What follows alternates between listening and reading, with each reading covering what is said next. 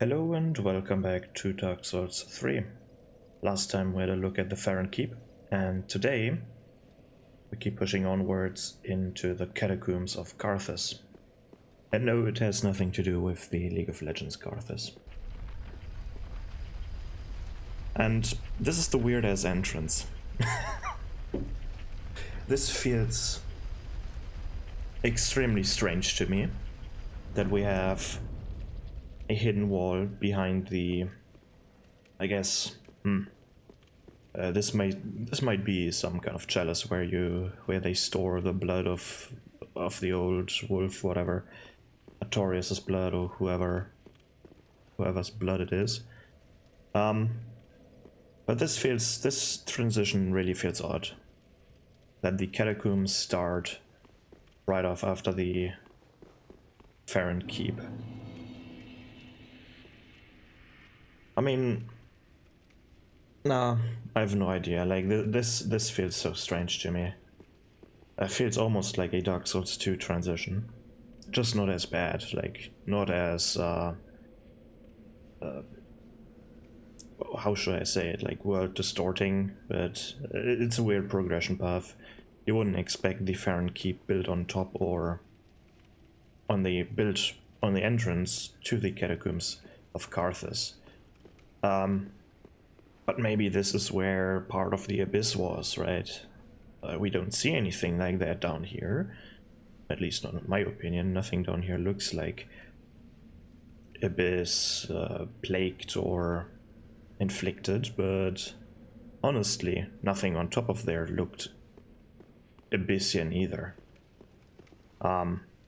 Because remember, if you remember back to Dark Souls 3, Dark Souls 1, sorry, this is Dark Souls 3. If you remember back on the Artorias of the Abyss DLC, the Abyss is like this black, bluish sludge. And, I mean, you could say it influenced the swamp and all, sure. I mean, there are definitely indirect bluish colors in there, mixed in with the red, like with this almost pinkish color of the swamp itself, but we don't see the any leftover abyss anywhere. Maybe in the influences of the swamp, but down here, I don't think so. Maybe we'll find some abyss down here. Let's see. Can you see abyss? I mean, I can see a abyss. But I don't think that's because the abyss is literally down there. This is probably because it's so deep that no light shines there. So yeah, back to the concept of we build everything very high up in Dark Souls, like in the whole series. They like to build stuff very high up so that you can't even see the ground sometimes. Especially in Dark Souls 2, they just have a pitch black texture to hide the corners, just like here. Everything fades into blackness. Or maybe this is supposed to be the abyss, because if you remember, like in Dark Souls 1, again, the big ass chasm where Manus resides, it's pitch black down there as well. But if you take out a torch, it becomes this bluish blackish mass again. So yeah, either they retextured the abyss for this game, or there's no abyss here. By the way, I didn't look at this before, but I've hinted, or I've tried to look at this at the boss fight, but if we ever look at the cape, like you can see like these blackish tendrils. These might resemble the influence of the abyss on the actual armor of the Abyss Watchers, where it slowly corrupts and corrodes their capes, and I guess themselves as well. But no, we are in the Catacombs of Carthus. Whoever Carthus is, up to this point we have no idea, right? We had no item that indicated that. Maybe we do with these bug pellets. Boreal Valley, Cathedral, Abyss Watchers. Oh, there we see the word grew. So the black bug pellets are made by the crew.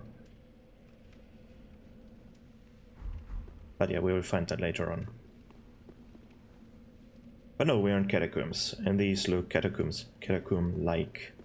We see a bunch of candles here, we see a bunch of skulls decorating these big pillars, and of course, tombstones.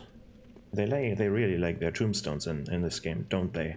Like Cemetery of Ash, then Cathedral of the Deep. Tombstones everywhere. Why do you need tombstones in Catacombs, I wonder? Just bury your dead here. But yeah, the build that I'm using right now with Ward's Great Hammer and... Oh, excuse me. Stop shooting me, please. With Ward's Great Hammer and this one, or these two spells, Lightning Spear and Force, I try to fit to the occasion. Like, usually undead or skeletons in particular are very extremely weak to blunt damage, so I chose a blunt weapon. And why not use, I thought, use some offensive miracles. But I only had these two. And Force doesn't even deal damage, but technically I can try and push someone down the cliff. So this is what I'm going to try. But now this looks more catacomb-like, right? You have your dead buried, in this case in mass graves, into the sides of the walls, like into these separate boards. I guess there were too many dead here that you can just one person per board. Like there are way too many dead here. Nah, you can't parry this. Some skeletons here can parry. The headless ones with the... what's it called? What's the weapon called? The one behind me. What is your weapon? It's a falchion, or whatever, however you pronounce that. They can parry. Sometimes they have no head. But this area right here is fairly simple. Simply built, fairly straightforward. Right now you have some branching of paths, because, I mean, it kind of feels obvious that if we go over here, the progression path is down the staircase. Because, well, if you have a look at this big ass room, the staircase is the only real thing that the attention is being drawn to the staircase. You have all of these candles on the sides, and it's the only... It's a unique feature, right? We don't have another staircase here anywhere that we can see. We have some platforms, we have this bridge over here that we already traversed, so the next interesting part is the staircase. Of course, there are side areas like the area with the crystal lizard, drawing our attention there first because we're gonna want to get that crystal lizard, but it ultimately leads to a dead end. And you know me, I like to explore the dead ends first, so let's do that. The enemy variety down here isn't really that great. Right now we only have skeletons, and we had one bigger skeleton with a shield, like the, I guess, the Carthus soldiers or whatever. It's kind of cool how they... Oh no, never mind.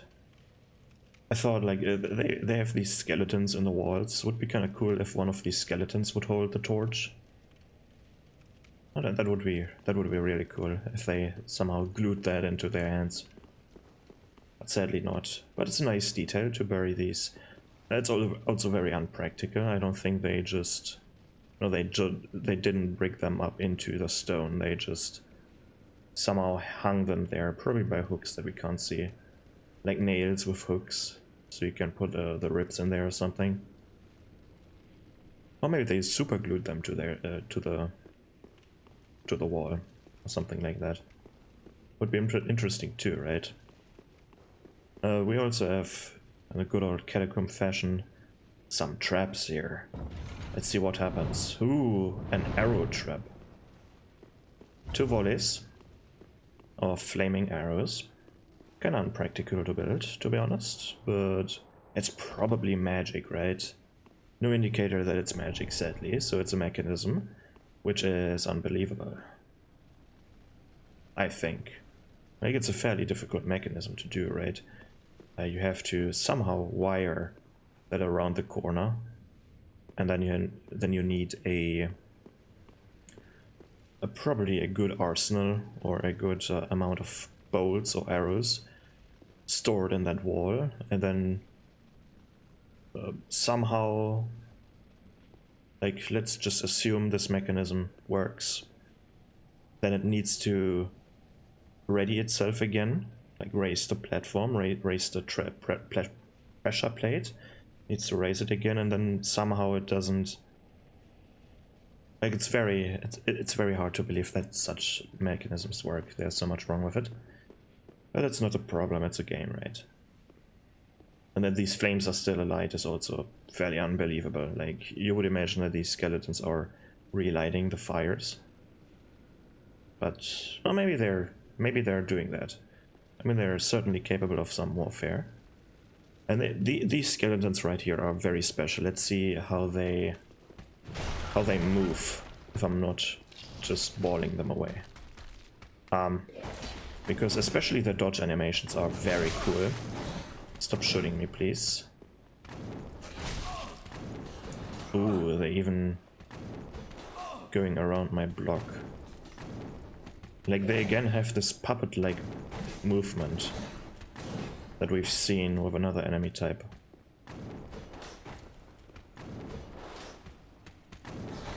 But it looks very cool. I really like these enemies. They're such a cool design. But they feel like puppets, similar to the puppets in Bloodborne, where Mikuláš resides, you know, these literal puppets that he controls.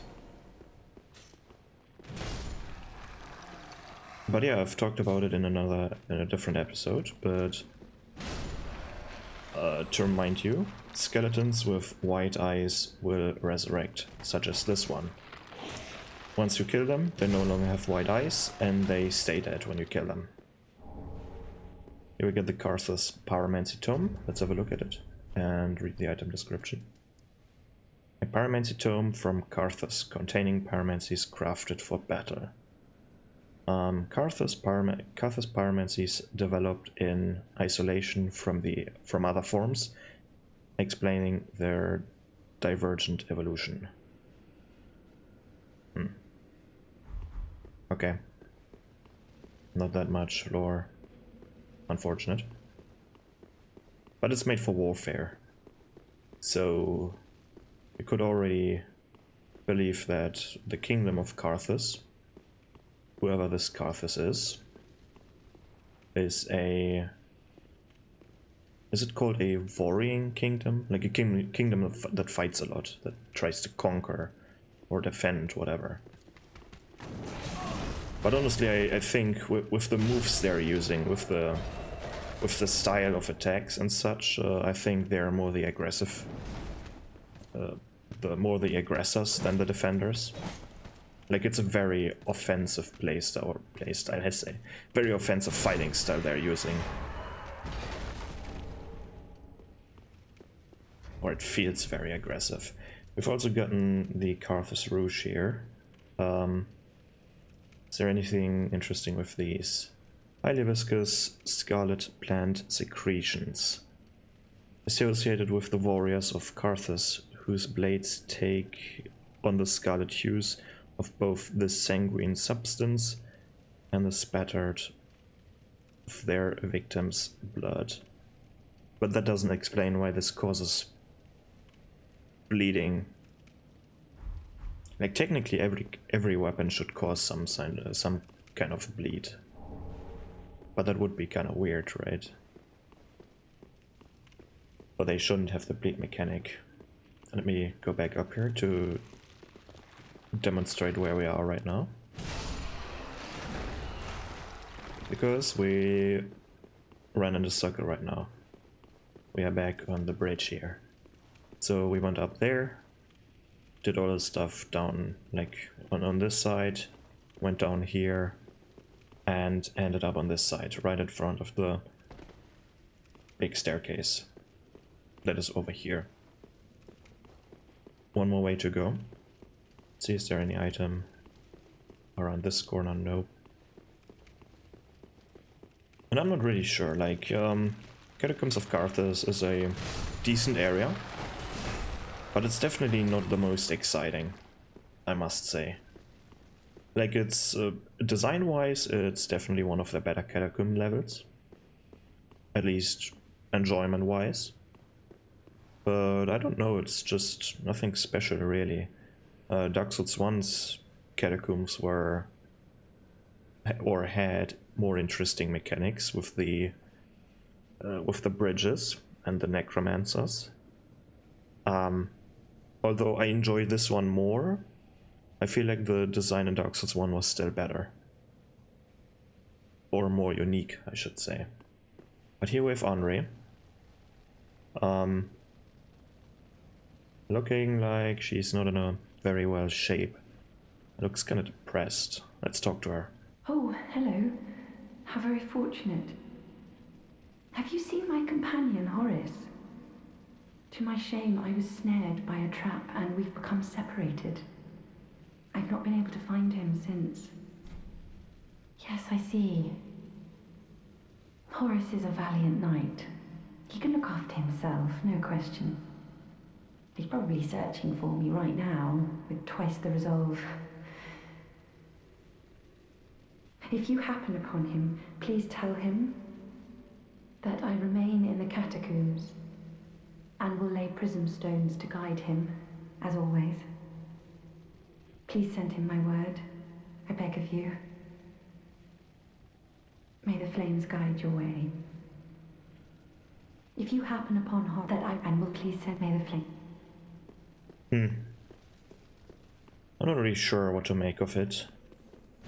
Like, it's from a player's perspective, it's very hard to believe that someone would lose their companion down here, because it's a fairly straightforward path. But then there is technically the argument with time is convoluted, so they phase in and out of existence for each other, which makes it more believable. But then on the other hand, like, this whole thing with time is convoluted, I don't really like that explanation. Because that would mean that every person is isolated from every other person as well.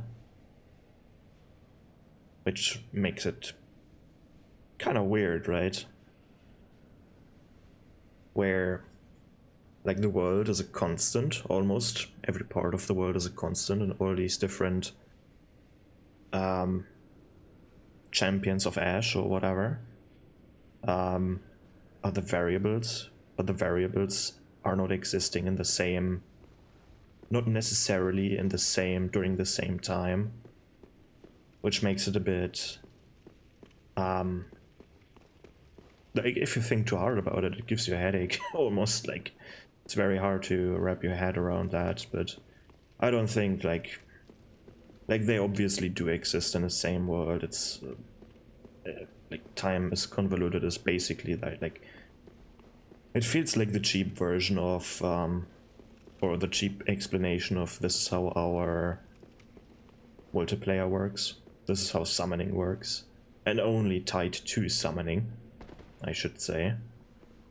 But also, but it's kind of weird, like, later on when we, or not later on, I'm not doing this in this playthrough, but because I have some other plans with Henri. But if, for example, you're not doing the Londor quest line and you help Henri to defeating Aldrich, then it's kind of, then it becomes very weird, because you beat Aldrich in Henri's world, and then separately you can also beat Aldrich in your world, or you have to, which makes it so that every single person has their own world tied to them, which lets it feel very lonely. Like, imagine, like, in the case of Henri, Horace is her friend, but they physically phase in and out of existence for each other. Because Horus as well is Embered, right? So he should have his own world as well. If you think of it, it's a clusterfuck and it makes no sense really. Like, it makes pseudo sense. Because if you're not thinking too hard about it, it makes sense, but if you're thinking too hard about it, it doesn't make sense. And yeah, this is the gimmick of the Catacombs right here. We have a ball full of skeletons, a skeleton ball that rolls up and down the staircase. I should be safe here. Yeah. And it's a pretty cool idea to have skeletons that are like moving the ball. Like, as you can see, the ball can roll up the staircase. And you have all of these little skeleton hands or arms that are dragging the ball upwards, which is pretty cool. It's a pretty cool concept. But why they're doing this, I have no idea. Like, the concept of why they're doing this is pretty strange. But the way this area looks, like, you have if you look at the ground, it has this groove in the middle, which where the player can think like, okay, if the ball can go up the staircase, why is it not rolling in this direction? Right, it looks like there was a ball once that could go in this direction as well. But here you're totally safe from the ball. But it would be kind of cool to see the ball change directions and all of the sudden roll in this direction over here as well, basically pursuing you. But you can easily get rid of the ball. You just need to find one of these skeletons with these stupid heads and get rid of them. And then this happens. The ball smashes into the next wall. And then you get 100 bone shards. The skeleton, oh, not even a stand-up animation, holy shit. This is the parry stance, by the way, of the skeletons, if they hold their scimitar like across their body like that. But luckily they can't parry two-handed great hammer attacks. So I'm completely safe from their parries. This one will throw, like, what are they called? In Dark Souls 2 I think it's called...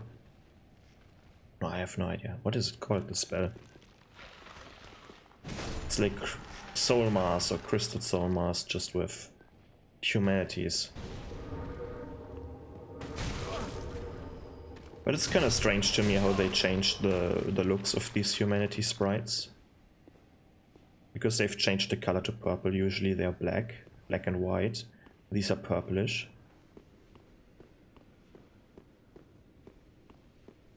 So they literally just changed colors, or they added color, I should say. Because you can't tell me that this is not supposed to be humanity, right? Or it's something derivative of humanity. Maybe like a spell in the image of humanity. Maybe that's the reason. With similar properties, like heat-seeking basically, or life-seeking I should say. And if you haven't figured it out yet, these are contained in these vases with the lid on. Like this one in front of us here as well. So we got the Carthus milk ring, I think it's got a very stupid name. What is this milk ring supposed to be? Like, where is it? There. Carthus milk ring. Has nothing to do with milk. Probably because the stone, like this pyramid looking stone on there, has like a milky color. Maybe that's the reason why it's called a milk ring. But let's read it. Ring worn by warriors of the Sand Kingdom. Carthus, again with the weird formatting. But Carthus has its own, very own place here. Slightly boosts dexterity and obscures the wearer while rolling. As you can see, it raises the dexterity by 3 points, and it adds the smoke effect to your rolls. I don't think it gives no additional iframes, so it's just a visual thing. So for PvE it's completely useless, and for PvP it's almost very useless. Like, so basically you can dump down this ring to adds 3 dexterity. The sword technique of Carthus allows for fluid movement with a curved sword. Masters of the technique are said to dazzle their opponents by moving as weightlessly as a grain of sand. They live for the High Lord Volnir, conqueror of most kingdoms, known to their people. So High Lord Volnir is their leader. Good to know. This is today's boss at the Catacombs. But let's continue. So far, not that much to see. We have another... Technically I can I? I can't aim at him, that's unfortunate. Maybe I can hit him with when I... Nah.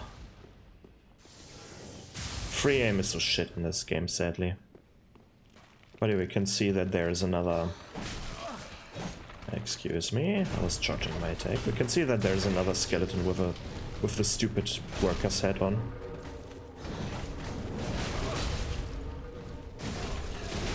Which means that there's going to be another ball.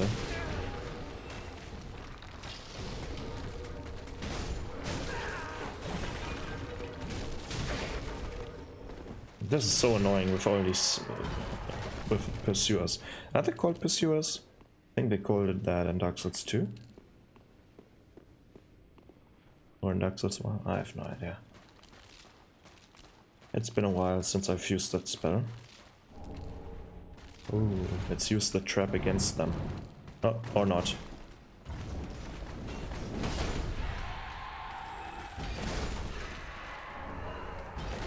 Apparently you can farm a lot of Titanite shards over here. So, if we look in this direction, you can see another item, I guess. But there's some broken down structure over here. I'm not really sure if you can jump over there. I'm not going to try it. But we're fairly sure in a short time we're down there as well. So don't worry. We get down there eventually. And also there's a hole over here where you don't want to fall down. Because you're almost at the bonfire. And then the next ball as well. Because here we have the next skeleton ball starting to roll. Starting their rolling adventure. I really like this ball. It feels fun. Feels like a fun mechanic. But it also feels like that it totally should stop right here and start coming at us while we're sitting at the bonfire. That would be amazing. That would be kind of fun for the one-time thing. Let's say you're resting at the bonfire and all of a sudden you see this ball coming at you. Just for a troll, like just once. It doesn't even kill you if you're full life, which you are when you're resting at a bonfire, but just for the fun of it. Let me see, can I roll through that thing? I can indeed. It still deals damage, but it doesn't stagger me.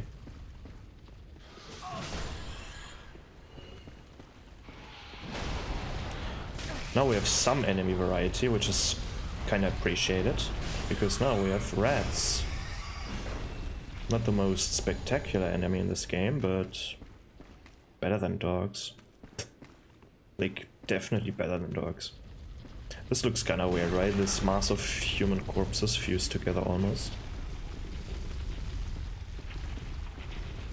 And if you have a look at the end of this corridor, we can see bone-wheeled skeletons and slimes. That almost hit me. These are very resistant to a bunch of different attacks. Fire is the best against them. And I have fire. Technically I have fire here. Pyromancy Flame. Let me show you the difference with the next slime. Come on. Come on down. Oh, don't be shy. Come on down. What am I aiming at? 1 lightning. What am I aiming now at? No, what? 2 lightning. 3. 4. Quite resistant, right? Compared to the slimes in Dark Souls 1. These are quite resistant. Now let's take out the Pyromancy Flame that isn't upgraded, by the way, and do that. Twice is enough to kill them, so fire best thing against these slimes. But yeah, apparently at some point I'm going to get hit by one of these slimes, but I don't care. And I'm not caring about these skeleton swills either, because they're a joke in this game. Like in Dark Souls 1 they were extremely dangerous. In Dark Souls 2 they were extremely rare. In this game they're not as rare as in Dark Souls 2, but they are a pushover. Just as the ones in Dark Souls, like in Dark Souls 2. Come on. But they're far more agile this time around.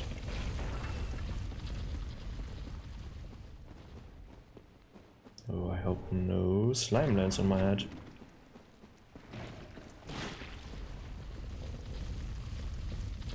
And this is, by the way, the hole you could fall down right before the bonfire. Let's see if this slime jumps on my head. Nope. They're just too slow. Alright, let's read the Carthus blood ring. Ring... same thing. Ring worn by Carthus warriors of the Sand Kingdom. Worn by warriors of the Sand Kingdom Carthus. Boosts rolling invincibility at the cost of defenses. Let's have a look at the defenses, and oh boy. Holy shit, that's a lot of minus. That's a heavy cost. For the price of some invincibility frames, but the sword technique of Carthus allows for fluid movement. It's the same takes as before. It's exactly the same thing as before. Woohoo. Not even new text. Now we should get invaded by Night Slayer Zorik.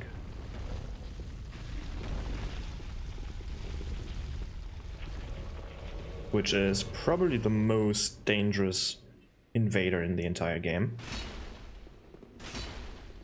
He has one of my, if not my favorite, Dark Souls 1 armor set.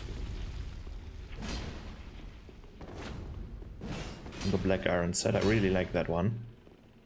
And he's wielding the Fume Knight Greatsword. So he's like, he kind of feels like the Iron Tarkus successor.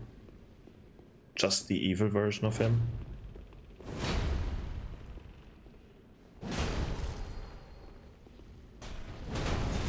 Ooh.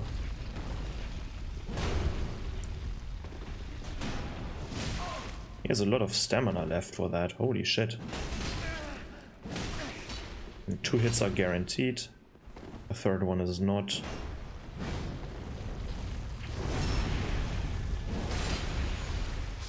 He's dead. He gives you the my thanks gesture and the Night Slayer's ring. Let's read that one.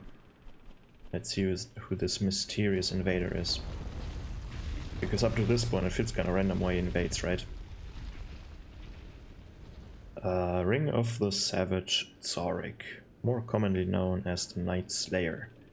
Enemies lose more stamina when guarding attacks. Long ago, Zorik engaged the guardians of an ancient city in a bloody confrontation and returned with their rings as his prize, still frozen on their dismembered fingers. Okay. Doesn't tell much about him. Only things we already know, that he's a Night Slayer. Is that a Guts reference?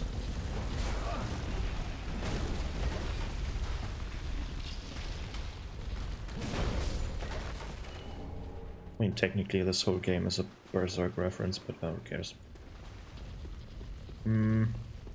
Even the skeleton wheels are not safe. They're not original. They're not originals. How unfortunate. Oh, not really. It's nice to see that well-written story in a video game format. At least somewhat. Like, not the entire Berserk series, but parts of it reused in their own story. Because while I would probably like a Berserk video game, I mean, there are video games, but a good adaptation, or a very, very good adaptation, I also don't want to see it, honestly. Hard to say.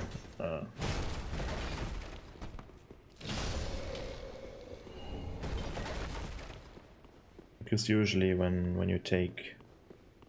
Is it usually? I don't know. It feels like you... Nowadays when you have like a book series or a film series and whatnot, and you try to turn it into a video game, then the video game most of the time sucks or falls short. Because it also feels like it should add something to the story and not just retell the story, even though retelling the story is fine, but it kind of feels like it, right? Imagine you're creating a video game and you have like some book series or some book or some literature, whatever, as your not reference, but let's say you have the Star Wars films and you want to do a Star Wars game. Then sure, you can retell the story over and over again. And they did that, granted, to be honest, like they did that, but it kind of feels more fitting to write your own story and add it to the already existing story.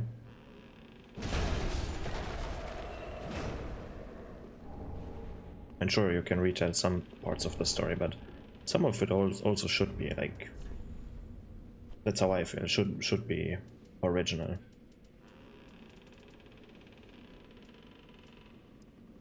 So we get the yellow bug pellets here, and these are telling about Carthus. The grave wardens of Carthus used these to repel the great sandworm. The worm tumbled into the catacombs and proceeded to dominate its new home in this smoldering lake. Yeah, we won't explore the smoldering lake in this episode, because for me that's a different area. Just adjacent to the catacombs. So we'll do them in a separate video. And honestly, I don't feel like recording 2 hours plus today. Because right now if you don't know, I'm recording this right now at the 21st. Fairly late. Like it's 10 PM right now. Where I'm recording this. And I'm just waiting for the release of Dragon's Dogma 2. I just want to have to do something, like, I just want to do something right now to bridge the time until Dragon's Dogma comes out, which should be right now for me in 3 hours. And I want to already start downloading it. I expect the Steam servers to break up so that the download rate is like extremely slow. But I don't care. The game should work, because it's not an online game, but yeah. Let's talk to Henri again. Somehow she got here before me, which is weird. Ah, hello. We meet again. Have you seen Horace anywhere? Nope. Oh yes, I see. No, you don't see. I haven't seen him, so you can't see searched either. high and low with no luck. Perhaps he's left the catacombs. Oh, Horace, where have you run off to? Oh, Horace, have you abandoned me? No. What a horrible thought. So, there are 2 outcomes to the story right here. Because, well, We can see Horus from up here. Right, he's standing down there in this watery pit. That's Horus. And he almost makes a smiley. Like these two soul items over there are the eyes. He's depicting the nose. And then this cliffside in front of us, like, is the mouth. It's kind of looking like it's smiling at us, but not really. But yeah, apparently she can't see that well through her helmet, because otherwise she would have seen him down there, probably. I mean, we can do that. Even though, if we have a look at our eyes, like, oh boy, that looks like they are gone, or turned brown, or both. Looks quite ugly, I know. But yeah, two outcomes to this. First outcome, what I'm doing right now. Don't find Horus, don't tell her, whatever. The end. Don't tell her anything. Or tell her you haven't seen him. Second outcome, you have seen him, you don't kill him, you tell her. Technically third outcome, which is the same thing, you go down there, kill him, tell her, and that's fine. So you either kill him or you don't kill him, right? And if you don't kill him, you need to lie to her. Because otherwise, if you tell her and don't kill him, then she will end up down there as well, killing him herself and going hollow. Not a good ending. And I don't want to have that bad ending. So I'm not telling her anything. And in fact, I'm not even going down there. I'm killing Volnir now. Because we are already almost at the end of this episode. But I want to see what happens with this bridge over here. Like, it should collapse. Oh, the skeletons are standing up. Oh no.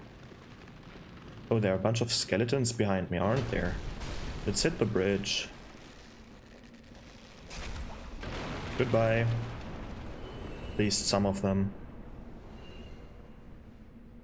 So the bridge is down. We can't get back. That's not a problem.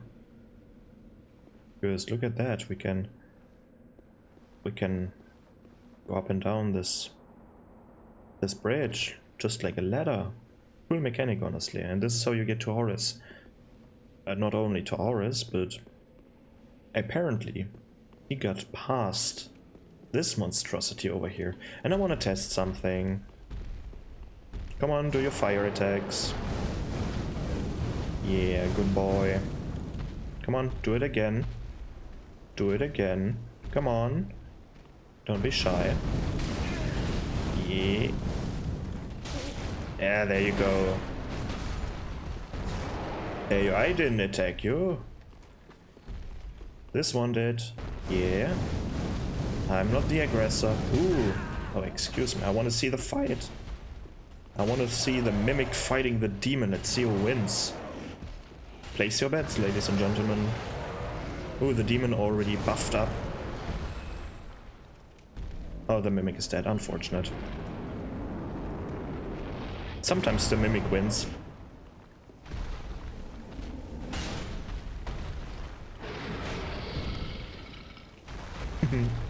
But I really like that. Letting a mimic fight the demon. And I guess the skeleton's fighting the demon as well. But let's see what the mimic dropped.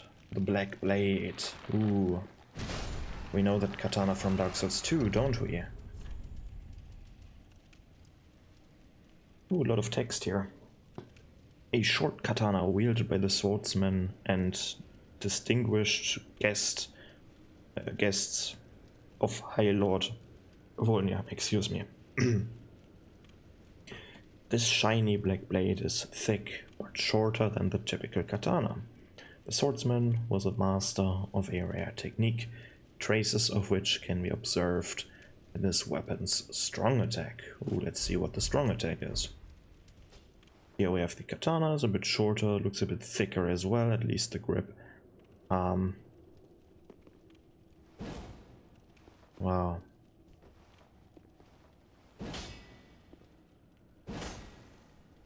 So these two attacks are his special technique. One where you do one of these offhand attacks, or yeah, like these swipe motion. It's weird. And then this stupid thing. Like, this is the worst attack I've seen. Not this one. This is the worst attack in this game I've seen. Like, you don't want to smash your blade on the ground. Doesn't matter which weapon you're using. If it has a blade, you don't want to smash it on the ground. Because if you do, you're hurting the blade. You're destroying it. You're chipping it. You're making it blunt. Maybe even break it. You don't want to do that. So I kind of wish that they would kind of stop at the, like, stop before hitting the ground. That would be cool. Then it would look somewhat better. Still stupid, but somewhat better. There are definitely better forms to do a overhead strike. Definitely.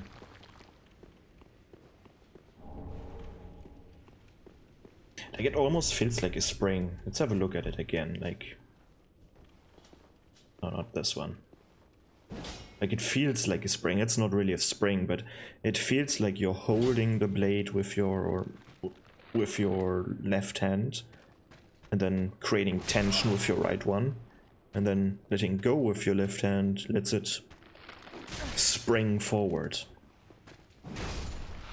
Is probably not the technique behind it, because it looks very loose. Like, it doesn't really look like you're... Nah, not the secondary.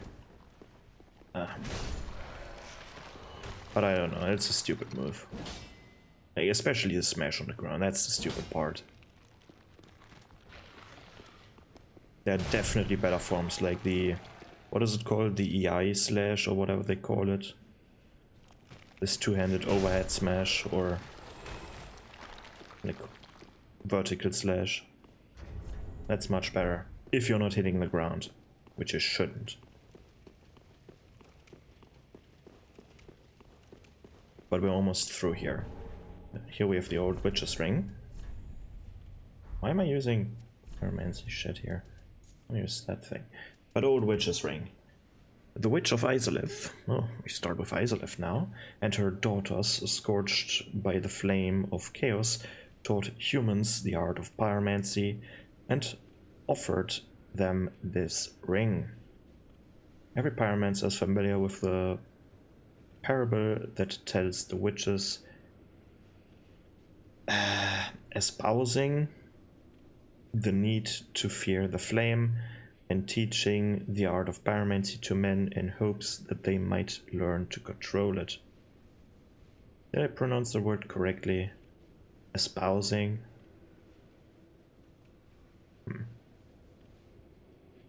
Kinda might know what it means, but could be worded better, or could be worded simpler, not better, simpler. Then we get this stupid thing. Attire of pyromancers of the Great Swamp, particularly favored by old sages. The large blindfold blocks out unnecessary light, allowing one to observe a pyromancy's true essence. The flame reveals all and obscures all. Okay. Apparently you're starting to use your third eye or something to sense a very well-known or widespread concept that the blind person sees more or better than the seeing person through focus and whatnot, concentration and stuff. It's a widespread concept. This concept exists in many stories and many tales, whatever. Let's climb up back again and kill High Lord Volnir. A very gimmicky and very easy fight. Can also become very difficult if you...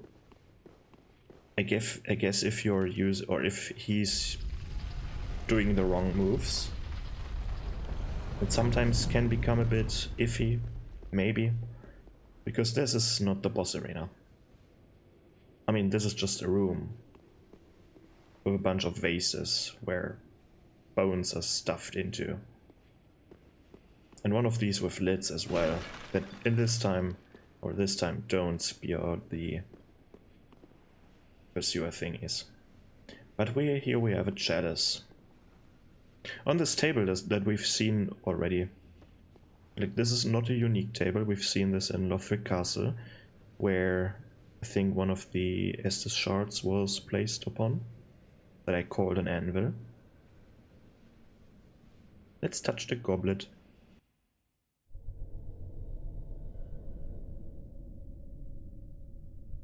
The crown kind of looks like the crown of the old Iron King from Dark Souls 2. Just slightly, not completely. It's not the exact same thing, but has some resemblance. Oh no, something happens. Do we enter the prison realm where Volnir got imprisoned?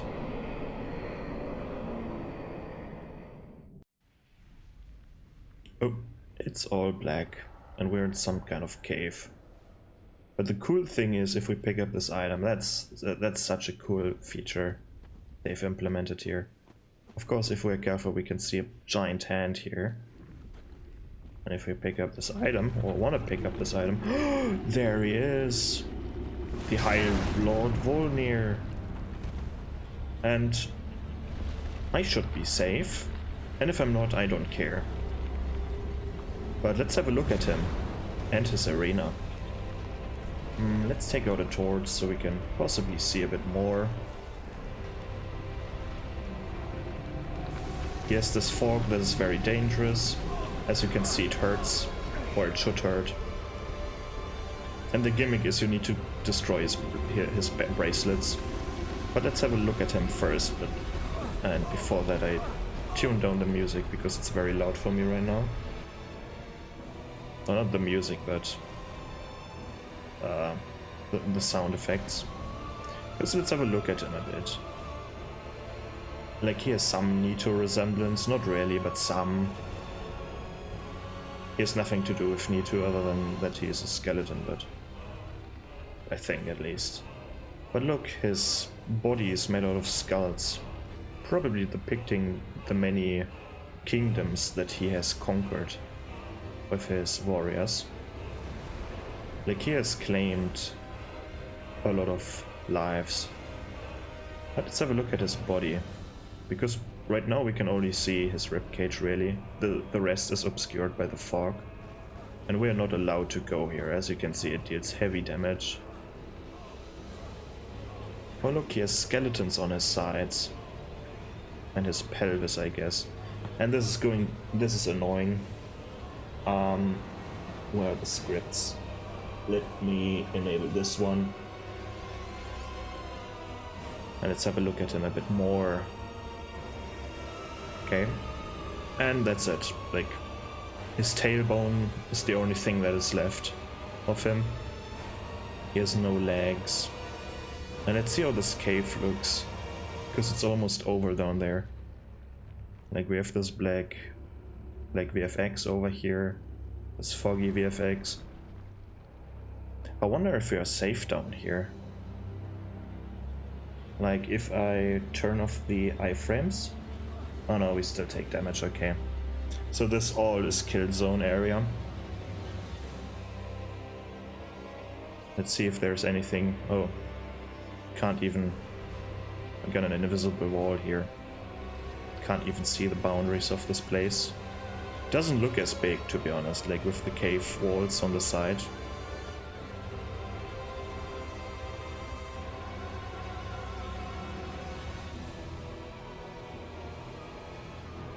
Kind of strange that we have grass in here, or down here. So where are you? You're over there. Okay. Let's go back a bit until we reach the end of the cave. So the dangerous part is if he moves forward, he's making the arena smaller for you because you can't go past him.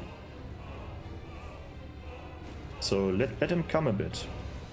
Let's see how far he can ultimately come.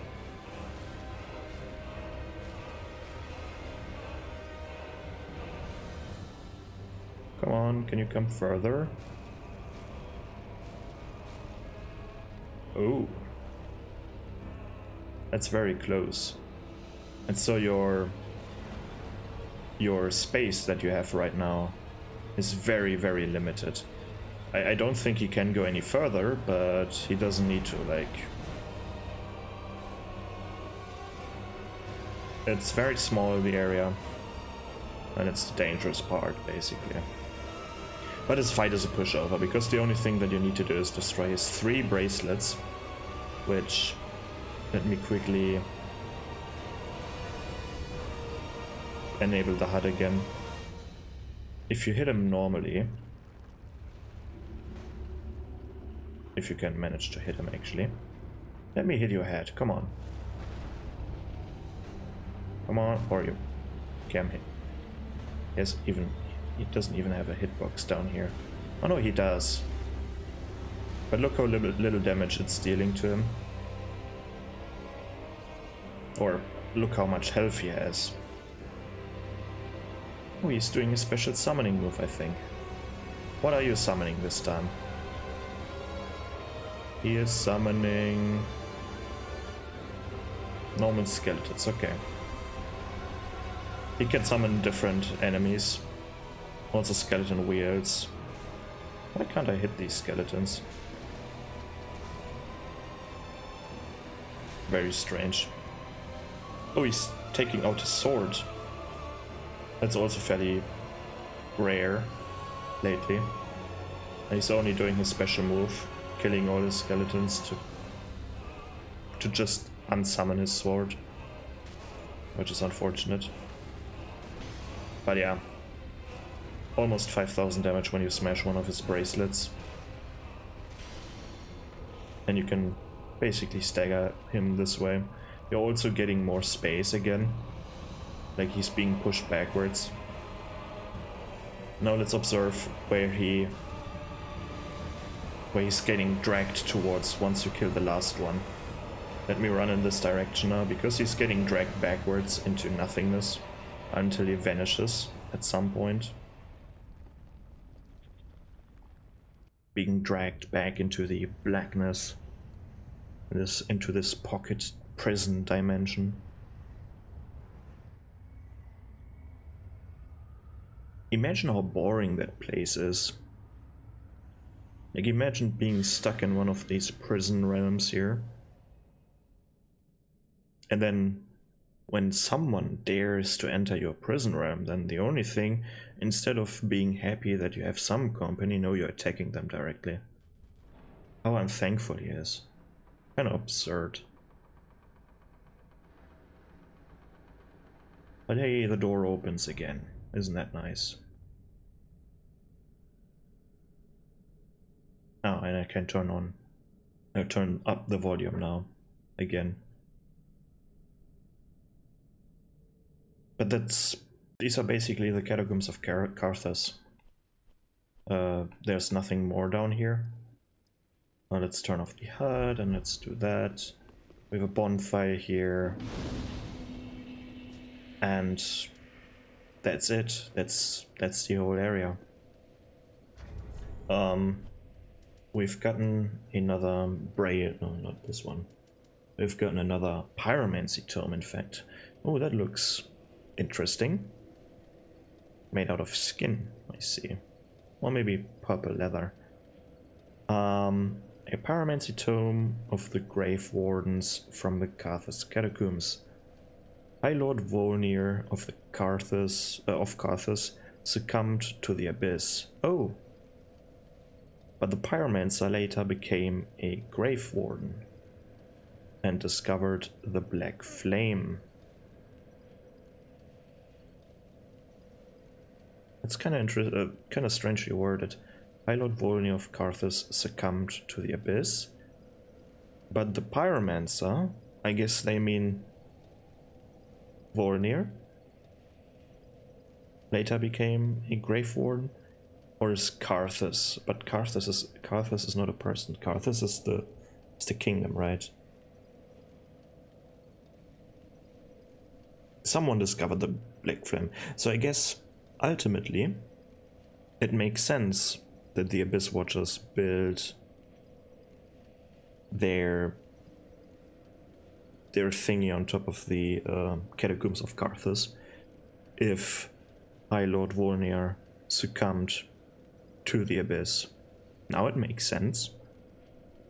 So they were containing this place as well. Interesting. Mystery solved. So, but that's that with this episode. Already 1 hour. Not going to do another hour of... I mean, even if I wanted to, I couldn't do the fire area, like the lake, in 1 hour. Like I need a bit more time for that. I'm pretty sure about that. But yeah, these were the Catacombs of Carthus. Pretty straightforward and short area compared to other areas. Doesn't mean that it's bad. I mean, what's it called? Mechanic-wise, it's not really anything special. Like as I said, the Catacombs in Dark Souls 1 had a better mechanic in my opinion. But this area is quite enjoyable still, at least for me.